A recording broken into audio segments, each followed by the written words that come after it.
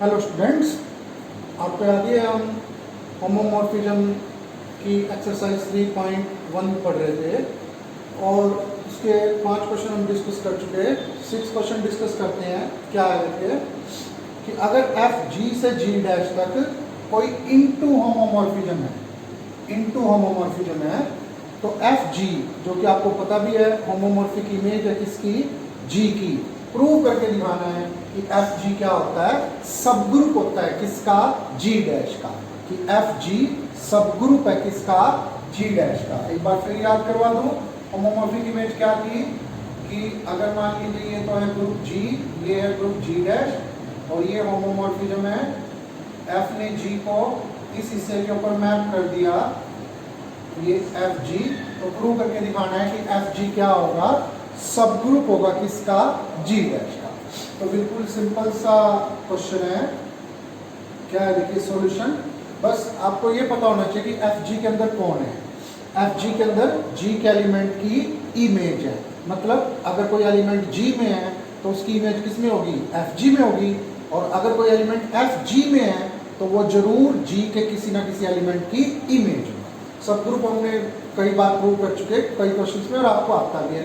सब group prove करने के लिए सबसे पहले नॉन एम्प्टी और उसमें हेल्प करेगा आइडेंटिटी। अब देखिए आइडेंटिटी किसका एलिमेंट है, जी का, तो जी के हर एक एलिमेंट की इमेज तो किस में है, एफ जी में है। जी डैश में भी बोल सकते थे लेकिन यहाँ हमें एफ जी चाहिए। और होमोमॉर्फिज्म की क्या प्रॉपर्टी थी कि लेफ्ट हैंड साइड वाले ग्रुप की आइडेंटिटी की इमेज राइट हैंड साइड वाले ग्रुप की आइडेंटिटी होती है। तो ई डैश किस में आ गया, एफ जी में, और वो हो गया आपका non empty. Now to prove सब ग्रुप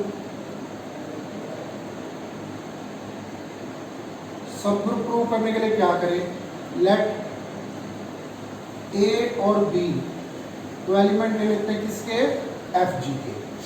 आपको पता ही है क्या प्रूव करके दिखाएंगे, we will prove that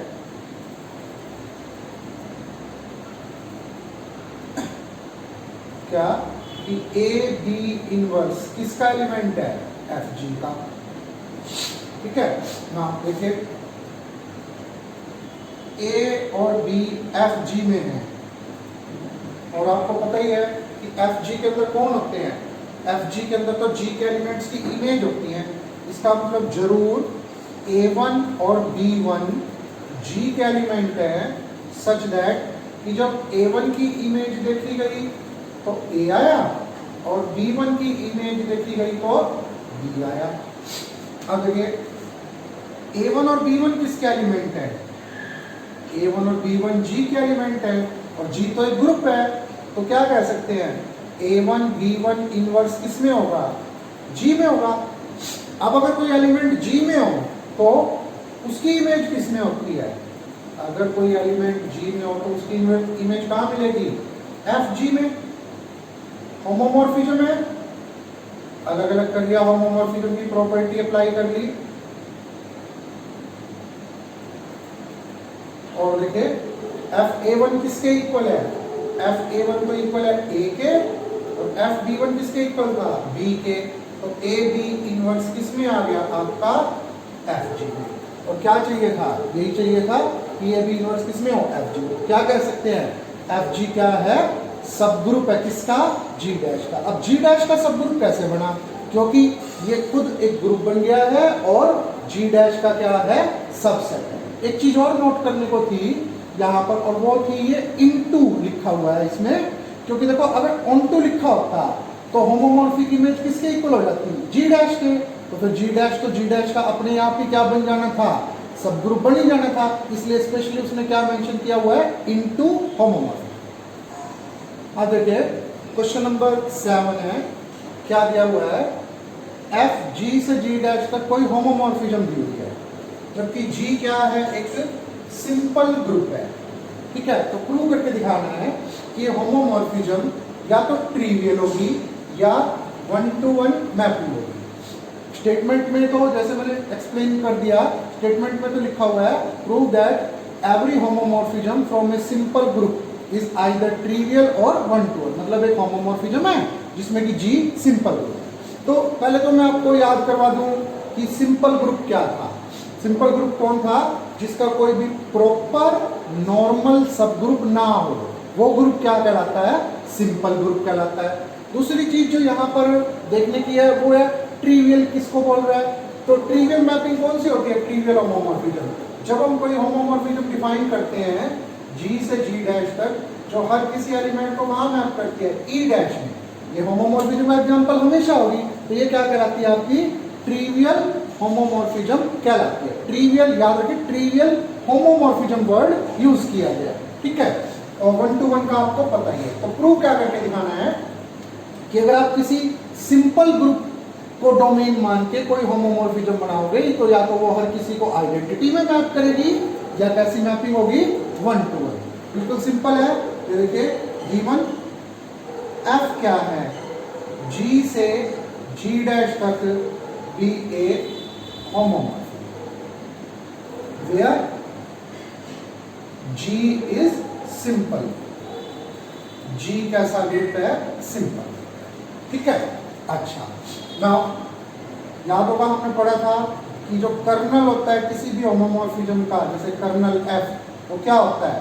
normal सब ग्रुप होता है किसका? G का। लेकिन G तो कैसा ग्रुप है? But G is simple group. और सिंपल ग्रुप की क्या डेफिनेशन है? उसका कोई भी प्रॉपर नॉर्मल सब ग्रुप नहीं हो सकता। इसका मतलब जो कर्नल F है ये क्या है? इज इम्प्रॉपर सब ग्रुप है G का। तो इम्प्रॉपर सब ग्रुप हो गया G का। इसका मतलब या तो कर्नल F किसके इक्वल है? E के, या फिर कर्नल F किसके इक्वल है? G के।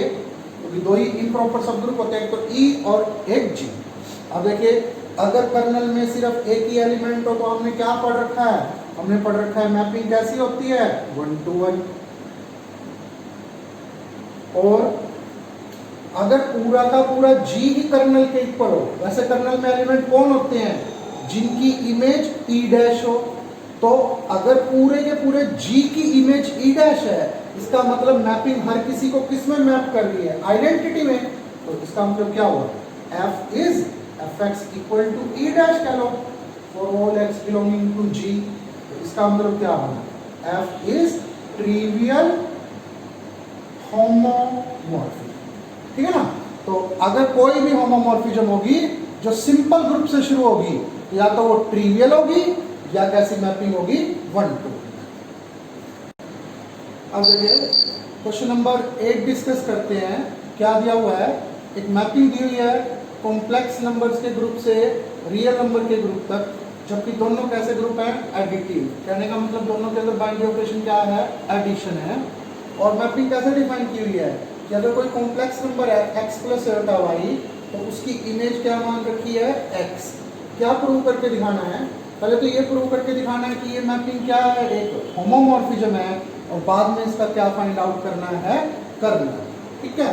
तो होमोमॉर्फिज्म के लिए आपको पता ही है क्या करा करते हैं? लेट दो element Z1 x1 plus iota y1 and Z2 x2 plus iota y2 belonging to C be arbitrary elements. दो आर्बिट्री एलिमेंट्स ले लिए। और शुरुआत कहां से करेंगे? Z1 प्लस Z2 से, ठीक है। Z1 प्लस Z2 क्या है? यहाँ साफ पता चल ही रहा है, मैं स्टेप छोड़ के लिख देता हूँ। x1 plus x2 plus iota y1 plus y, ठीक है। तो अब देखिए क्या इमेज क्या थी? x प्लस आयोटा y की। x प्लस आयोटा y की इमेज थी जो उसका रियल पार्ट है। अब अगर मैं यहाँ से आपको Z1 की इमेज कहूँ देखने को, तो Z1 की क्या इमेज होगी? देखिए x1 प्लस आयोटा y1 की x1, यानी ये क्या है? f Z1 plus f Z2। तो देखिए क्या बन गई? ये आपकी सिंपल क्वेश्चन था, होमोमॉर्फिज्म बन गई। लेकिन और क्या फाइंड आउट करना था? और फाइंड आउट करना है कर्नल। तो कर्नल में कौन होते हैं? कर्नल होते हैं लेफ्ट हैंड साइड ग्रुप वाले वो सारे एलिमेंट, मतलब वो कॉम्प्लेक्स नंबर्स जिनकी इमेज राइट हैंड साइड में जो ग्रुप लिखा हुआ है उसकी आइडेंटिटी हो। देखिए आर प्लस के विद रिस्पेक्ट टू ग्रुप दिया हुआ है और उसमें एडिटिव आइडेंटिटी कौन होती है, 0। तो क्या बना, वो सारे complex number x plus iota y type के जिनकी इमेज क्या बने, 0। तो x plus iota y type के एलिमेंट की इसकी इमेज देखिए, x प्लस आयोटा y की क्या थी, x इक्वल टू 0। तो x इक्वल टू 0 क्या आ गया, आयोटा y, जबकि कॉम्प्लेक्स नंबर में जब आप कोई कॉम्प्लेक्स नंबर लिखते हो तो x और y क्या होते हैं, रियल नंबर। तो ये आ गया आपका क्या, कर्नल। तो इसको क्या कह सकते हैं, set of purely imaginary numbers. ये आपका क्या हो गया, कर्नल। अब देखिए क्वेश्चन नंबर 9 है, लास्ट क्वेश्चन एक्सरसाइज का। क्या दिया हुआ है, f और g, f g से g डैश तक और g डैश से g डबल डैश तक दो ऑन टू होमोमॉर्फिज्म दी हुई है। दोनों कैसी होमोमॉर्फिज्म है, ऑन टू। कंपोजिशन बना रही है कि गोफ कहां से कहां तक, g से g डैश तक। तो पहले हमें ये प्रूव करके दिखाना है कि ये भी क्या होगी, ऑन टू होमोमॉर्फिज्म होगी। मतलब दो पार्ट हो गए, पहले प्रूव करके दिखाएंगे होमोमॉर्फिज्म होगी और फिर बाद में प्रूव करके दिखाते हैं ऑन टू होमोमॉर्फिज्म होगी। तो बिल्कुल सिंपल है, देखिए फर्स्ट टू प्रूव होमोमॉर्फिज्म आपको आता ही है। कैसे, इसके दो एलिमेंट लेंगे, ए और बी एलिमेंट ले लेते हैं किसके, जी। और स्टार्ट करते हैं कहां से, गोफ ए बी से। क्या बनेगा, कंपोजिशन ऑफ मैपिंग कैसे डिफाइन होते हैं, जी ऑफ एफ ए बी, जो इसकी डेफिनेशन है। अब देखिए एफ तो खुद क्या है, एक होमोमॉर्फिज्म। तो एफ ए बी को क्या लिख सकते हैं, f a into f b. क्यों, क्योंकि एफ क्या है, होमोमॉर्फिज्म। ठीक है, अब जी भी तो होमोमॉर्फिज्म है। इसको अगर मैं इस तरह ट्रीट करूं, जी एक्स वाई, तो क्या लिखा जा सकता है, जी ऑफ एक्स और जी ऑफ वाई। तो क्या बन गया, देखिए ये बन गया आपका गोफ, क्यों, रीजन क्या देंगे, जी क्या है, होमोमॉर्फिज्म। ये बन गया गोफ ए और गोफ बी। तो इसका मतलब एक पार्ट हो गया कि अगर f और g दोनों होमोमॉर्फिज्म है तो जो गोफ बन रही है यहाँ पर वो भी क्या होगी, होमोमॉर्फिज्म। लेकिन कैसे होमोमॉर्फिज्म प्रूव करके दिखानी है हमें, तो क्योंकि दोनों ऑन टू दी हुई हैं तो हमें प्रूव करके दिखाना है कि गोफ भी कैसी मैपिंग होगी, ऑन टू होगी। तो ऑन टू प्रूव करने के लिए क्या किया करते हैं, देखिए आपको पता ही है, राइट हैंड साइड वाले सेट में से एक एलिमेंट। तो टू प्रूव गोफ इज ऑन टू मैपिंग, क्या करें, लेट जेड कोई एलिमेंट ले लेते हैं, किसका, जी डबल डैश का, आर्बिट्ररी एलिमेंट। क्या करके दिखाना है, जेड की प्री इमेज ढूंढ के दिखानी है, किसमें, जी में, किसके अंडर, गोफ के अंडर। बिल्कुल सिंपल है, कैसे, ओके। नाउ जेड किसका एलिमेंट है, जी डबल डैश का। एंड जो जी मैपिंग थी जी डैश से जी डबल डैश तक, ये ऑन टू मैपिंग थी और जेड यहां है, तो क्या होना चाहिए, इसकी प्री इमेज मिलनी चाहिए। इसका मतलब कोई ना कोई वाई मिलना चाहिए, कहां, जी डैश में, सच दैट कि जी वाई किसके इक्वल हो, जेड के। मतलब क्या करा, जेड की प्री इमेज किसके अंदर ढूंढ ली, जी के अंदर ढूंढ ली। अगेन बिल्कुल सेम पैटर्न में देखे, वाई किसका एलिमेंट है, जी डैश का। और एफ जो मैपिंग है जी से जी डैश तक, वो कैसे दी हुई है, शुरू से ही ऑन टू। तो फिर ऑन टू है तो अब इसके एक एलिमेंट की प्री इमेज यहां मिलनी चाहिए, यानी एक एक्स मिलना चाहिए किसमें, जी में, सच दैट कि f x equal to y.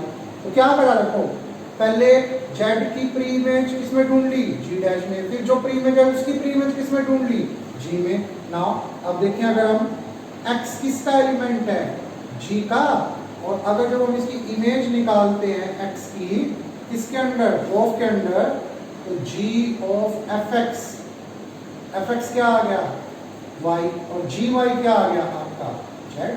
तो देखिए क्या ढूंढ के दिखा दी, जेड की प्री इमेज ढूंढ के दिखा दी, एक्स किस में ढूंढ के दिखा दी, जी में, किसके अंडर, गोफ के अंदर। तो कैसी मैपिंग होगी, ऑन टू मैप। अब देखिए एक छोटा सा पार्ट हो रहा है, क्या प्रूव करके दिखाना है कि जो एफ होमोमॉर्फिज्म का कर्नल होगा और जो गोफ होमोमॉर्फिज्म का कर्नल होगा, तो प्रूव करके दिखाना है कर्नल एफ सब ग्रुप है किसका, कर्नल गोफ का।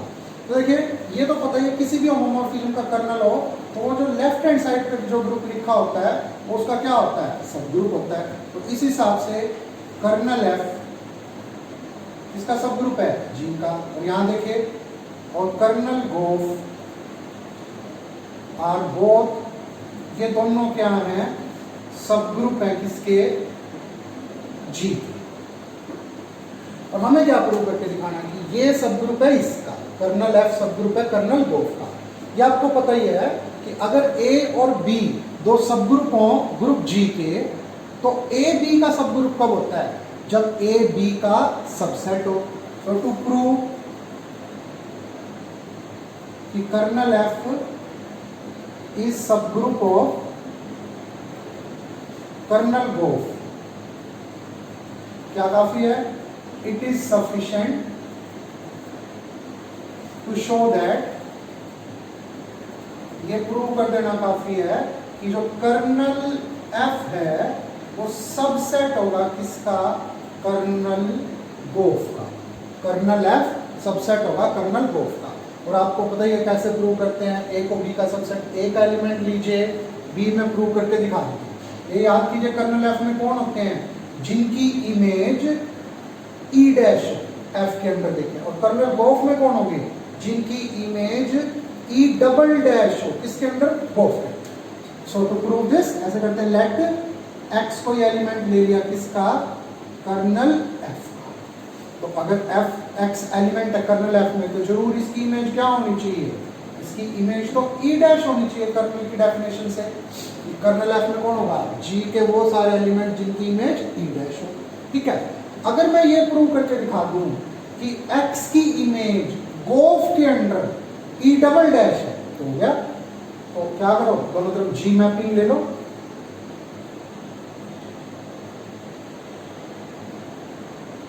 ये तो देखिए क्या बन गया, गोफ एक्स। और होमोमॉर्फिज्म की क्या प्रॉपर्टी थी कि अगर जी एक होमोमॉर्फिज्म है तो जी के लेफ्ट हैंड साइड वाले ग्रुप की आइडेंटिटी की इमेज जी के राइट हैंड साइड वाले ग्रुप की आइडेंटिटी होगी, मतलब जी ई डैश किसके इक्वल होगा, ई डबल डैश। अब देखिए एक्स की इमेज गोफ के अंडर क्या आ रही है, ई डबल डैश। तो एक्स किस में होगा, एक्स होगा आपका कर्नल गोफ में। तो ऑब्वियसली कहां से लेके चले थे एक्स को, कर्नल एफ में से, मिला कहां, कर्नल गोफ में। तो कर्नल एफ सबसेट हो गया कर्नल गोफ का, और अब मैं कह सकता हूं कर्नल एफ क्या है, सब ग्रुप है कर्नल गोफ का। तो यहां पर आपकी 3.1 एक्सरसाइज खत्म होती है। नेक्स्ट लेक्चर में हम ऑटोमॉर्फिज्म का टॉपिक शुरू करेंगे।